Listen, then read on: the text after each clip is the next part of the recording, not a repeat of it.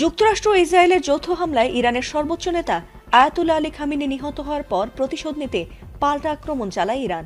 পশ্চিমা দেশগুলো সে সময় আমেরিকা ইসরায়েলের পাশে দাঁড়ালেও চুপ করেছিল বহু মুসলিম দেশ। তবে চলমান যুদ্ধে ইরানকে সাহায্যের হাত বাড়িয়েছে রাশিয়া, উত্তর কোরিয়া আর চীন। কিন্তু ইরানকে নিয়ে একটি শব্দও উচ্চারণ করেনি ভারত, যদিও ঠিকই ইসরায়েলকে এতদিন ধরে সমর্থন দিয়ে যাচ্ছেন ভারতের প্রধানমন্ত্রী নরেন্দ্র মোদী। ট্রাম্পের সঙ্গে বন্ধুত্ব না থাকলেও ইসরায়েলের সঙ্গে গলায় গলায় বন্ধুত্ব রয়েছে নরেন্দ্র মোদীর। আর সেই বন্ধুত্বের ধরে ট্রাম্পের কাছ থেকেও নানা সুবিধা নিয়ে থাকেন তিনি। আর হরমুজ প্রণালী বন্ধের পর থেকে অন্যান্য দেশের মতো দুশ্চিন্তায় রয়েছেন নরেন্দ্র মোদীও। তবে এতদিন গা বাঁচিয়ে চললেও যখন দেখলেন ইরানের সঙ্গে ট্রাম্প নেতানিয়াহু কেউই পেরে উঠছে না, ঠিক তখনই এক অভাবনীয় কাজ করলেন নরেন্দ্র মোদী।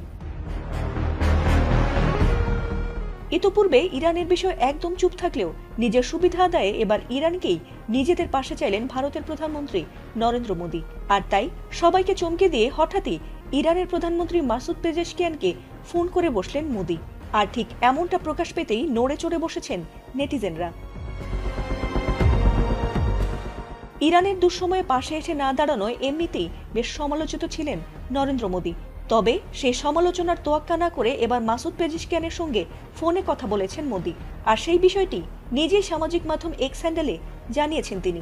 সেখানে এক পোস্টে তিনি জানান যে ইরানের প্রেসিডেন্ট মাসুদ পেজেশকিয়ানের সঙ্গে ফোনে কথা বলেছেন তিনি। আর সে সময় তারা ফোন আলাপে মধ্যপ্রাচ্যের চলমান সংঘাতের বিষয় নিয়ে আলোচনা করেছেন।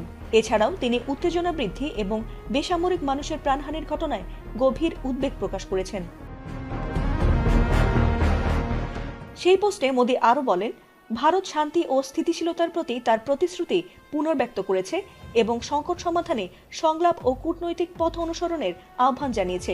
এছাড়াও বিদেশে অবস্থানরত ভারতীয় নাগরিকদের নিরাপত্তা নিশ্চিত করা, পাশাপাশি পণ্য ও জ্বালানি সরবরাহ যাতে বাধাহীনভাবে চলতে পারে তা নিশ্চিত করাই তার সর্বোচ্চ অগ্রাধিকার বলে জানিয়েছেন মোদী।